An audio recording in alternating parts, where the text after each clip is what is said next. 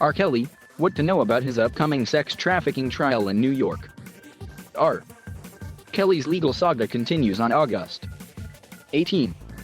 For several years now, the star has faced allegations of sex crimes lobbed against him by many women in what has become a sensational scandal that seems to thicken with each development. Now, the 54-year-old disgraced RandB star is set to stand trial in New York facing charges of racketeering, sexual abuse and bribery. Prosecutors have alleged that Kelly operated a criminal scheme that saw women and underage girls be recruited for sexual activity with the star. Additionally, he and his inner circle have been accused of paying off and threatening potential accusers to maintain their silence. He has denied the charges but now faces trial over 2 years after indictments were originally unsealed. Here is a look at what you need to know ahead of the trial. R. Kelly's trial in New York is set to begin on Wednesday. He faces several sex crimes charges. While Kelly is facing over 20 federal criminal charges, his New York trial will cover charges including sex trafficking and racketeering.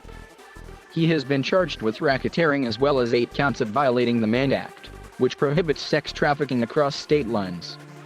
Prosecutors have also alleged that he gave an underage girl herpes without disclosing that he allegedly had the disease and conspired to obtain fake identification for a minor in the 1990s.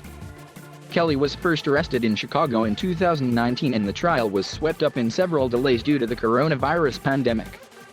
During the wait, Kelly has made several requests to be released on bail, which have been denied. The coronavirus pandemic also took its toll on scheduling the trial, as Kelly's shaking up his legal team, leading to a change in date. R. Kelly has been accused of running a criminal enterprise that saw young women and girls be recruited for sexual activity with the star. The charges in New York that Kelly is facing involve 6 women and girls whose names have not yet been made public. If they chose to testify, their accounts of encounters with Kelly will likely be shared. Also to be discussed are allegations that Kelly schemed with others to obtain fake identification for a 15-year-old Jane Doe, widely believed to be RandB star Aaliyah, who he married just a day after the ID was issued.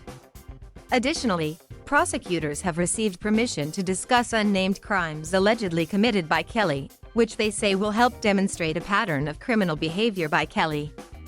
The crimes include alleged sex crimes against 2 underage boys. One of the boys was 17 when he met Kelly, who allegedly promised to mentor his music aspirations. Additionally, an investigation has claimed that Kelly had a sexual relationship with a second boy he met as a teen, later allegedly paying the teen to have sex with women while filming the encounters. It has not been clarified just how much time Kelly could spend behind bars, but according to federalcharges.com, his racketeering charge could see him serve up to 25 years. FindLaw.com reports that a violation of the Mann Act could, depending on the case, result in 10 years behind bars. According to Statista, defendants found guilty of sex trafficking of minors and non-minors in the U.S.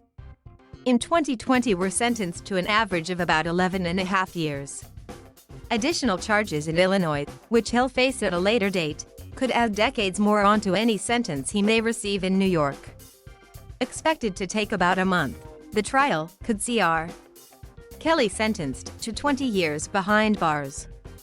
The trial, which will not be televised, is expected to take about a month. Regardless of the outcome, New York isn't the end of the road for Kelly, as the singer faces federal charges in Chicago, which he'll stand trial for at a later date. Similar to the New York trial, he will face sex crimes charges in Chicago, including child pornography, sex with underage girls, and interstate sex trafficking. The date of the trial is unclear. Additionally, he faces sex crimes charges in state courts in Illinois and Minnesota, though federal cases generally take precedent, possibly putting a long pause on the state trials.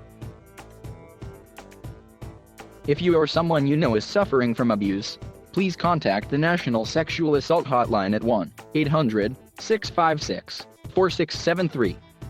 The Associated Press contributed to this report.